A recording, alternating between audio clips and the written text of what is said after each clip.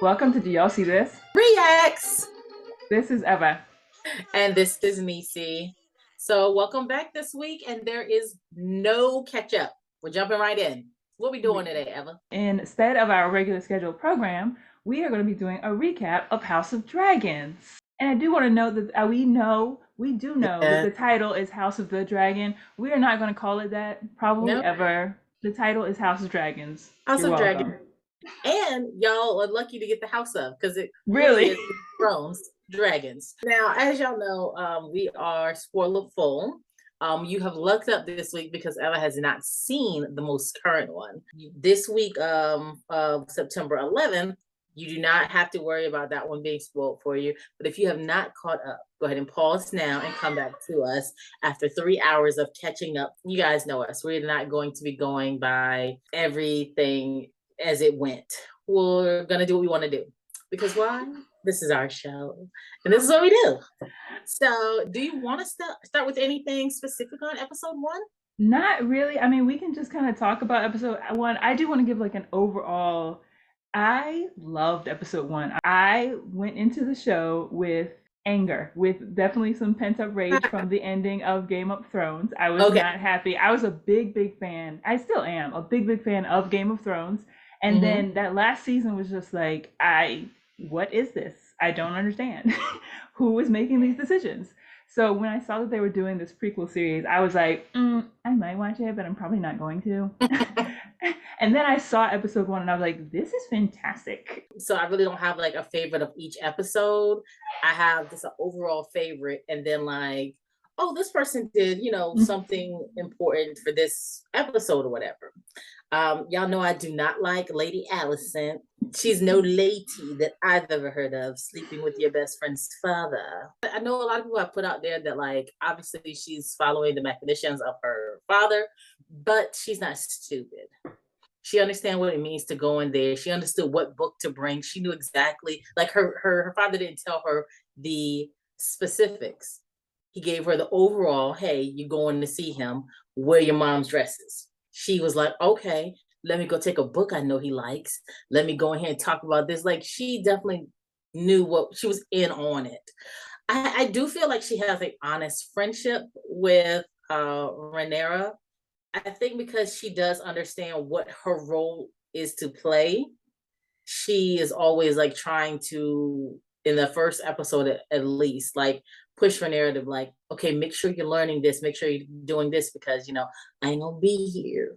I'm not gonna say I want her character to die. When they do the age up, I won't miss this. Yes. What character do you despise? So Allison's father is absolutely my least favorite of the current actors and current characters. He's very schemy, very skeevy. Like that whole situation with his daughter, it was gross to me. Like he brought her in and he was like, "Hey, even if she knew, this might be her role in place, especially as a woman in court, like that whole thing was really gross." With that being said, the king is right behind him. I think he is. Yeah, I want to like him more than I do, and I think there's also a bit of me that pities him a little bit because of the whole he's obviously there's like something going on with his the sickness and the scars, and he keeps getting nicked by the throne, and I don't Mm-hmm. know if that's just like a he's not fit for the throne, like that's supposed to be doing that type of thing for us. I think there's also a bit of, and I hate to do that, but he's kind of a weak leader. He's I not. knew you say that. I was going to. So I feel like he has this group of advisors, and there's one who keeps coming to him, and I'm like, you need to start listening to this guy. You know what I'm talking about. Yeah. So initially, and we're gonna get into this because I think this is episode two. It is suggested, it's encouraged that he marry the sea snake's daughter, who is very young. She's like 12, the character, and the girl She young at herself. that. Bruh, no, in the books she was like 8, so it's even grosser in the books. You know what? You may be right that But she's 12 in the show, but I think mhm, her build looks yeah, I was just about to say she's very small and very petite, and mhm. just she looks like a baby. Yes. And so that scene where they're like walking together, like preparing for the idea of them getting married, thing was the advisor comes to him and is like, so although this is not a match to be like we're going to be having babies immediately, this is a match for political expediency. The sea snake Hmm. is he's getting discontented. People are not listening to him when he's at the advisor's table. He's upset that he's not getting really the level of authority and power. And every once in a while, the people at the table and the panel, they're a little rude to him, and I'm just like, Yeah. I don't like it. I don't like it. But this would have been the political thing to do. It would have been the diplomatic thing to do. It would have been the That's smart all it thing was to about. do. That is all it was about. It wasn't like he was so attracted to a 12-year-old. No, this would have been the smart thing to do. Then he made this, this switch on where he was like, "Oh, I'm going to follow my heart." And I'm like, "Sir, you are a king. Like, I'm sorry. That's Treat it just like you treating your daughter. yes." Treat it just like you treating her. Like the you have duties and responsibilities. That was a part of his responsibility, but that wasn't the only time he gets told he gets given really good advice by this one advisor, and he just True. does what he wants to do anyway. Before you move on, I wanted to say something about Viserys as well. Like to your point, he is weak, but it's almost it's so out there that he's maybe play acting at it.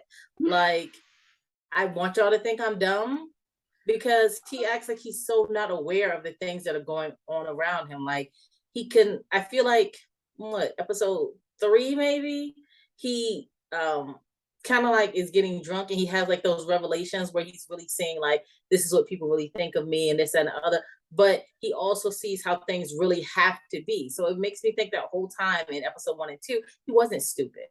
I hate episode 1. The fact that he killed his wife. And don't come at me, not you, Ev. Don't Yes. come at me talking about, oh no, it's what was best for the baby. Like her daughter said, there's all these people in who are just worried about the baby. No one is worried about her. And they weren't. And from the moment that he made the decision out loud, because Mm-hmm. I feel like it was already made when she came in there. As soon as he decided, okay, we're the baby is more important, right? Let's forget this facade of pretending like she matters. They yanked every bit of comfort away from her, knowing that they were about to kill this lady. They pulled every pillow that was holding her up out from underneath her. And they literally just cut her open, yanked the baby out of her with disregard for any, there was no life-saving measures done. Mm. There was no comfort measures done. It was no, oh, we're about to kill her. How about we give her some more of the milk of the poppy? Like even once they took the baby, they did nothing. They literally just let her bleed out. And that's why I will forever hate this episode. It was just, especially with her coming to him like in that bath scene where she really like bared her heart, I feel like telling him like I really can't do this anymore. She's like, I think it's time for me to just be your wife. And he was like, yeah, I mean, if God sees that, I understand he later on does admit that, the mindset or the dream that he was having of having the baby is what made him like pushed him to be a little more bold about it.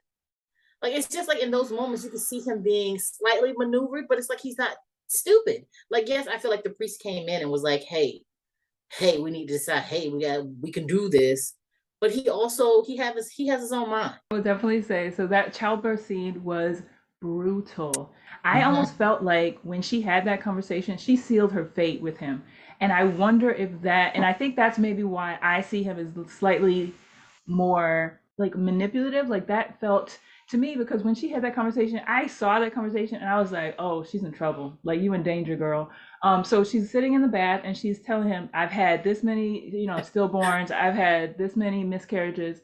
I've tried to give you what you needed, which is a male heir. It's Yeah. not working. And she's been, like they make it very clear that child carrying for her, like Has being been pregnant is not pleasant. It is, painful and unpleasant. And she's tired. And, and I was just like, as soon as she had that conversation, because I saw it one of two ways. The first time I saw it, I was like, oh, they have a relationship where they can have that type of conversation, where she can say to him, this is not a thing I'm going to be doing again. mm-hmm. And then when he came into that room and they gave him the choice, I was like, she's a dead girl. She's a dead woman. Like, Yeah.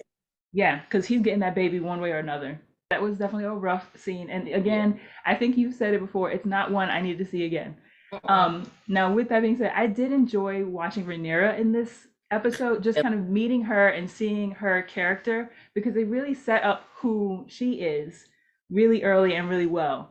So Mm-hmm. I did enjoy that piece.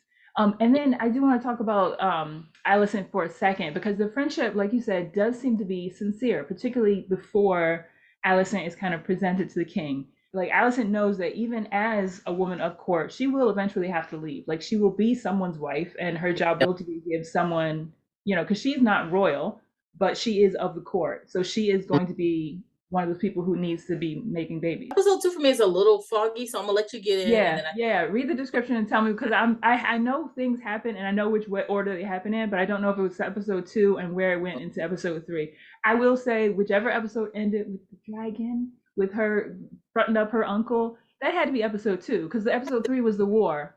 Okay, so it says it's called the Rogue Princess. I mean, excuse me, the Oh. Rogue Prince. Rogue Mhm. Prince. Excuse me. Following the death of Queen Emma, a weakened Viserys Targaryen agrees to take a new wife. Meanwhile, Daemon ignores Lord Corlys's concerns about the conflicts in the Stepstones and refuses a marriage proposal. Okay, so in this one, Alicent also goes to Rhaenyra and kind of like, oh, well, eventually he will have to get married, and it's trying to prepare her for it. And Mhm. then she kind of says, maybe you should go to your dad and talk to him. Oh And then yeah. he also talks to the dad, and he's like, maybe you should go to Rhaenyra and talk to her. And so the dad ends up going to Rhaenyra, and then he kind of like says, oh, I've been a little off about it. I did love your mom. And she's like, well, I understand. And he doesn't tell her that he's going to marry her best friend until looks over at her while he's making the decision right there. I liked that scene so much because they did eventually come together, and I think Alicent is. It's going to be interesting to see her influence Mm-hmm. because she was able to get them to come together and almost have that conversation, and I think it was really important. That conversation ended up being interrupted because it was time for him to go and do like kingly stuff, and that was when he had to make the announcement about who his heir or who his wife was going to be. So, but they were on the road to like having that conversation. Like, yes, I miss her too. You know what I mean? Mm-hmm. Like, I'm hurting too. And I think that was really important. With that being said, he had been pushing on her to say, to be more like the heir, to do more of the responsibilities of the heir. And she still is a dragon rider. Remember what the third one is. The third one is all about the stepstones. Okay. Oh Yeah. yes, with the crab guy. Okay, Yeah. so yeah, so this is the episode where she goes out to this party basically for her little brother, and she's like, Yeah. nobody cares that I'm here. None of them, like he actually says, none of these people are here for me. Now, tell me you didn't love the scene where she was so petty, and I just loved it. Where they were in the carriage. They were in the carriage. Yeah. And he says something like, he says, you have responsibilities. And she's like, yes, as everyone's told me, ceaseless. And he goes, what? And she says, everyone has told me ceaselessly. Did you not catch that? Let me repeat it one more time for you. Yes. I did also like it. It felt very, very teenage spicy, very, Mm-hmm. you know what I mean? Like exactly what your teenager who has been told, these are your responsibilities, this is your chore. And she's like, I know, I heard you the first time. We also get in this where we do finally get one of the, who is Casterly Rock? They are the Lannisters. Mm-hmm. We see the Lannisters throws himself at her shamelessly. Just talking about now. This is how you know that wine won't about nothing. When she walked off, he threw it away. It's his wine from his place and his people. But when she walked away, he was like, "Oh, I don't want this trash." Okay, so I also with that situation, then she goes to her father because something that he says, one of the Lannister brothers says, is basically your dad told me it was cool for me to come over here and talk to you. Yep. And she was like, "Excuse me?"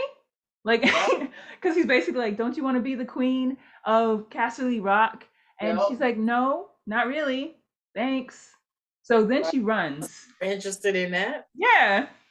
I love Christian Cole, Sir Christian Cole, who we got to see more of this episode from episode 1. So Sir Christian Cole, I don't remember where he's from. I believe he is from Bravos.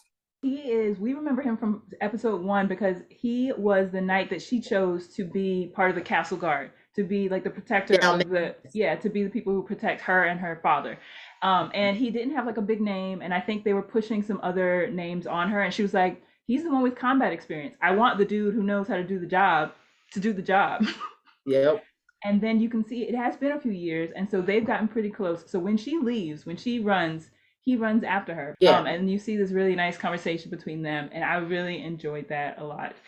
I wonder, I know it's not going to happen, but I know that they're going to kind of maybe play that up as a relationship thing, even though she has said multiple times, I'm not interested in marriage. I don't want to Mhm. get married. I Mhm. just want to ride my dragon and do my job. The part where she comes in and gets the egg, beautiful. Beautiful. Like Just she just chef's stuck on kiss. everybody. Like Yes. came and was like, man, give me that daggone egg. And then playing with him and he talking about some, well, my wife with don't you already have a wife? Yes, but she's going to be she's pregnant. She's pregnant. And that's literally how she asked him. She's pregnant. I like that whole scene when she comes in, she gets the egg, she puts it back and goes. And honestly, Mm-hmm. if he had taken an egg that wasn't so disrespectfully someone else's, Yeah. he had specifically chosen for her brother, that Mm-hmm. would I don't even think she would have cared. And then she told him, "You're staying in my castle." And the So way he flipped her the egg, like, fine, take your I even ball and go home. I don't because he care. wanted his brother to come out there. That's what he really Yes. wanted to have a big fight. He wanted them to Mm-hmm. lose, have a losing battle, And and that's let's just what it was. I love that too because it showed too that she has kind of an insight into her uncle that I think maybe his brother does not the king does not always understand. Yeah, And they so have a I very think that her coming out on her dragon, all big dragon behind her and give me the egg, you know better. What is wrong with you? with this whole thing of them going out there and the white The white stag. thank Oh, that was from yeah episode was that 2 or 3? yeah I feel like that's too as well. So the whole idea is that the white stag is this Mhm. like emblem of royalty, and it's like Yeah, a good omen. So when any type of everyone sitting around and hunting this thing down for days on end and hours on end, and then you coming in as they've got it cornered and tied up. You did nothing here, Viserys. You mm-mm. literally walked up and just pulled and chose your piece of meat off the buffet. And it wasn't even the white stag. So after the king kills the brown stag in front of Mhm. a group who like applaud him for, and then he had to kill it twice. Like he I didn't even was get gonna it the say. first time. See Princess Rhaenyra and Sir Kristen Cole, they're like, Mhm. look, they're on their way back. She was covered in blood. And I was like, first of all, that was a lot of pent up rage. And all of Yeah, us, we know what that is. That was this is for all of y'all because she went in she left because she could feel that they were trying to replace her. yeah. It and definitely. so and so and then the whole idea of like almost marrying her off to get her out of the way also kind of upset her. But so they're wandering or they're on their way home, and here Mm. comes the white stag, and Sir Kristen Cole is like, let's, like, it's right there. Yep. And she's like, nope, let it go. Not even necessary. Not Didn't it seem even. like he was like serving himself up to her? Like he was just Yes, standing. because he came, the white stag walked right up and was like looking at her and was all royal and regal looking. And for her He's to very. make that statement, almost a statement of, one, I can hunt my own boars, thank you very Mm-hmm. much. Because she's the one who ended that animal. Yep. But then also that she could also understand that this is a moment that she can take with her. She doesn't necessarily have to have the Yeah. stag head and walk that into court for people to know who she is. Yeah. It wasn't necessary for her to double down on it. Mm-hmm. Like, and then So she come back on in a carriage. She came back riding the horse. She was sitting up tall, and it was just taking the board was just right behind her. Like she didn't even try to hide all of that. It was clearly that she's the one who did this. It was really good. It was a really good episode. mm-hmm. So obviously, this whole time we've been talking, and I have just been doubling down on yes, it's all part of episode 2. It's not. It It's is. part of episode 3. They jam pack so much in there that it feels like even though there is like a couple of years that they're jumping every time, it still feels like you're getting so much in the episode that I forget which episode I'm in. So forgive me, but now we know namesake is actually part of 3. But that's where we're heading to anyway. Really loved how she came back in there. Rhaenyra, I love how she came back to camp. So with me not liking Allicent, do you feel like she feels slightly pushed aside for the children now? Does she understands that maybe this was a bad decision? I don't think she thinks it was a bad decision. I think that she accepts her role as a woman of as a lady of court better than Mm-hmm. Rhaenyra does. Like again, we're going back to understanding what your role is, and I think she always knew something similar was going to be her purpose. It was going to be Yeah. her reason. So the fact that she was able to elevate to queen is probably fine with her. And it doesn't seem like she hates hanging out with her husband like she did. It didn't seem like Yeah, she does seem to like him. yeah, it's not like, even if it is more like it may be a situation where it's more like you're hanging out with your best friend's dad. They do Yes. have a common link with so she does understand and she enjoys the history. So, which Yes. we saw her trying to push with Rhaenyra. So I think Yes. they do have that. There is a scene where she is counseling her husband, like they're together and she's talking to him and she is trying to counsel him on kingly things. That's why I was saying I'm wondering what her influence will be going forward. And so, but I do think that may be kind of a vision or like a peek into how she may be influencing things in the background, which may lead us back to how is her father influencing things in the background. Definitely. There was the guy with the club foot. You couldn't have missed him when they were first coming into the camp. It was so obvious that I was like, he must be someone. And then he came and sat down with the ladies. So I think he's going to be some type of like the whispers or whatever guy. I think he's going to be like able to sit down with the women and not feel threatening or pay any attention to, because he can just kind of just be quiet and just hear everything from that side. And then also as a man, he can walk into the room and kind of get in their ear about stuff. They don't really see him as a threat. So they'll let him come into something that's more sensitive. So I think we may see that. It was just too obvious to me for them not to be doing something with him. So I'm thinking maybe down the road we'll see that. That was a really interesting scene, just in general, especially the way when Rhaenyra came in, and there was a little bit of that petty shade stuff going on in the among the women of the court. And Allison stood up for her family, which She does did. include Rhaenyra, which I like. But Rhaenyra looked like she could stand up for herself very well, thank you. So she sure put that one girl in her place. And I was like, ooh. I'm gonna tell you something that I know I wish I had went into when if I knew it was a thing. I would love to be the continuity person for a lot of these shows and movies.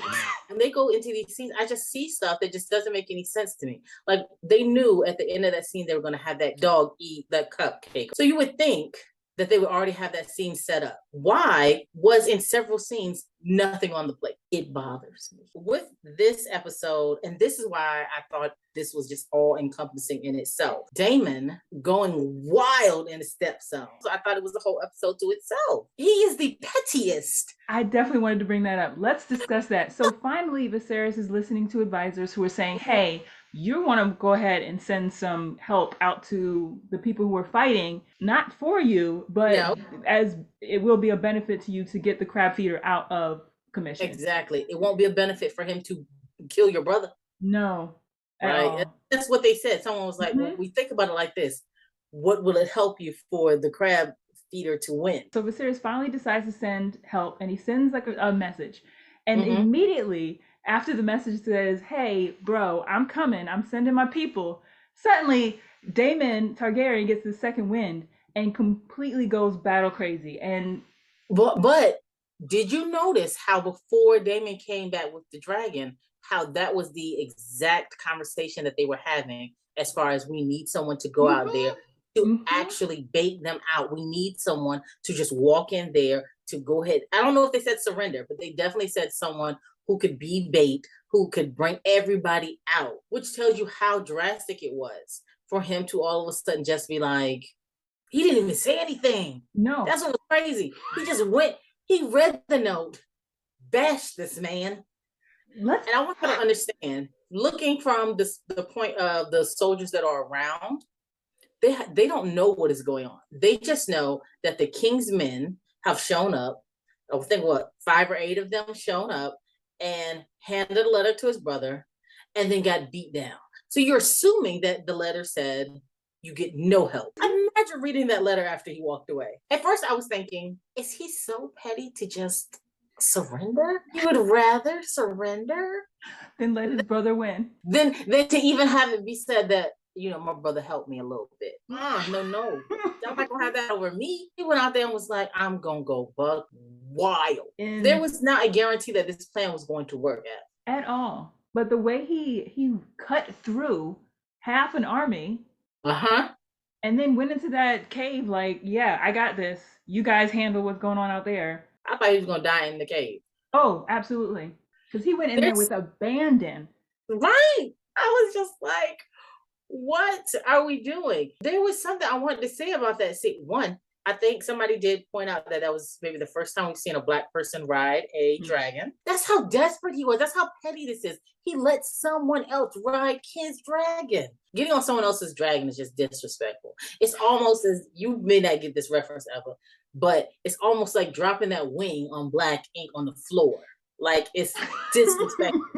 Wild that this even occurred, and he was Black. So that, I think that was, and I know they don't say that as much here. I also see, I feel the same way. So, and I think that's another thing why sometimes when I hear the disrespect in the King's panel to the Corliss, I'm almost like, don't like that.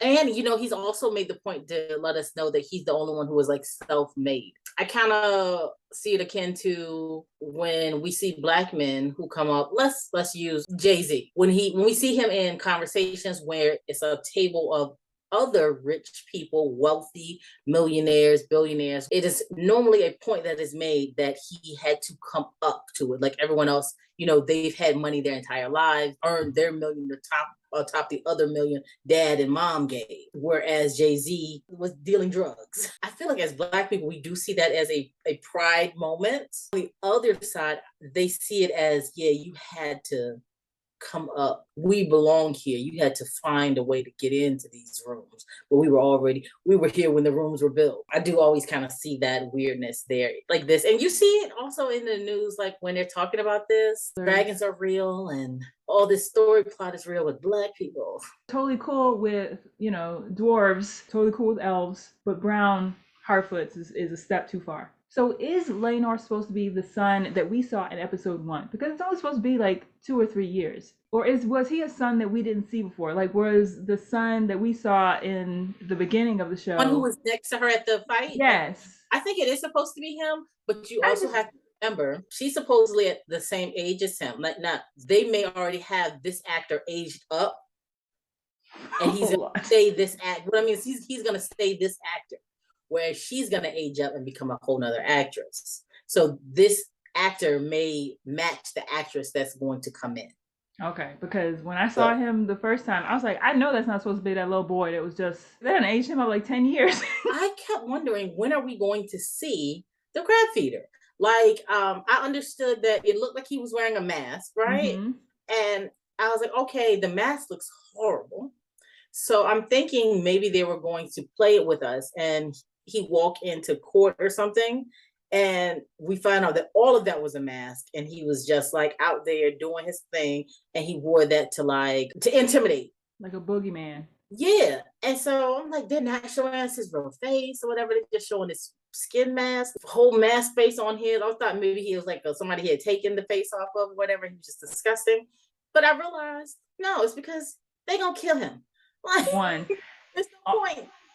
Also, when I saw him the first time, because we've been hearing about the crab feeder the whole show, right? Mm-hmm. So he is kind of this boogeyman, and I envisioned him as scarier. And then I saw him and I was like, one, it looks like he's already had a run-in with dragons. And then I was wondering if the mask can't come off. But you saw how it was tied, like these ribbons that went around. Mm-hmm. And that's when I realized that the skin that was under here, that was really his skin. So definitely someone who's had a run-in with the dragons and may have like a personal vendetta. But we don't have to worry about him anymore because he's dead. Because Daemon came out of the cave with half his body. And it looked like he was on a bias, like he cut through this man. So when I finished watching that episode, there was one thought that came to me, and I was like, this is Daemon building his mythology. This is him building his legend so that when he goes back to court, he will be the man who killed the crab feeder. So I'm wondering, particularly because I saw like the preview for a couple of the other episodes that are coming up, I'm wondering how far he's going to try and push that legend over his brother. I'm not quite sure that, you know, him going after the crab feeder is this very, you know, altruistic, let me serve my country. And no, that is not who Daemon is as a person. No. It's not who Daemon, you know, who the character is. And Matt Smith is growing on me as Daemon. I will say they played him in the beginning like he was some playboy, you know, somebody you didn't have to worry about. But man, like he went through that army like that was what he did. He did a good job. I'm gonna tell you, I don't know what it is about Daemon, but I always feel like there's some underhandedness going on. So honestly, when he ran in there, I thought it was going to be some switcheroo or something that happened. When he came out with even the body, I still kind of thought the crab feeder guy got away, he cut somebody in half, or it was like some trick, and we're gonna find out later that him and the crab feeder were like in cahoots. Well, I I hope just not, never but yeah. feel like what we get from Damon is the Mm-mm. truth. He's a person that you feel like you got to say, like, everything you do in the dark is going to come to light. But now, knowing that I have seen the most current episode, I don't feel like you're that far off of things. Some of the things that you think that are going to be important, I still don't think we're going to get to yet. Okay. I'm not going to give you any spoilers at all. So there's nothing I can give other than to say the things that we think are important right now aren't even addressed in this next episode. It's a whole nother ordeal. But No, I've just recently seen Morbius. He's not for me. As a matter of fact, I've grown off of him. I actually went the opposite way. I'm so glad he got to play like bad guys. He got to play on the babyface thing in Doctor Who. Damon he's not a villain I like because again, he is untrustworthy. You said it. He is not someone you can turn your back on. And even the ones I think he likes, because I think he likes Rhaenyra. Like I think he likes her as his niece, as his niece, because that family. But he just likes who she is. Like she talks to him in a way that he may not always get. Like she gives him the respect that she believes that he deserves. But also putting him where he deserves to be. Like letting him know this is your place. Like I am the heir. So you need to stop playing games. But I think that even gives her some of his respect. Like he has to respect that of her because he does respect that strength. Yes. And which so he can find in his brother. Exactly. Biggest things that he has an issue with his brother because it's like you're so weak. I realized the reason that his brother doesn't have that get up and go is because he's a king in peace times. Yes. He's never dealt with having to be the aggressor. Like you see everything he's doing is like, I'm not trying to have no war. I'm not trying to go fight anybody.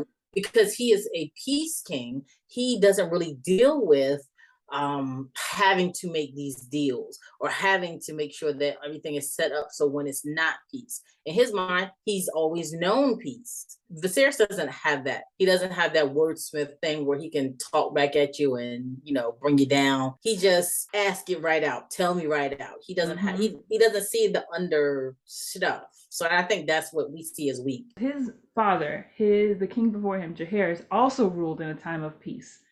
But he brought peace. Yeah. So there is that idea that he grew up in peacetime and then he became king and is ruling mostly, I guess, in the last however long he's been king, 30 or 40 years, in peace. Like all he's had is his Lego sets and his books. Yes, his Lego sets and his books. Like I said, I'm keeping my eye on Allicent. Yeah, now that she's got another baby on the way too.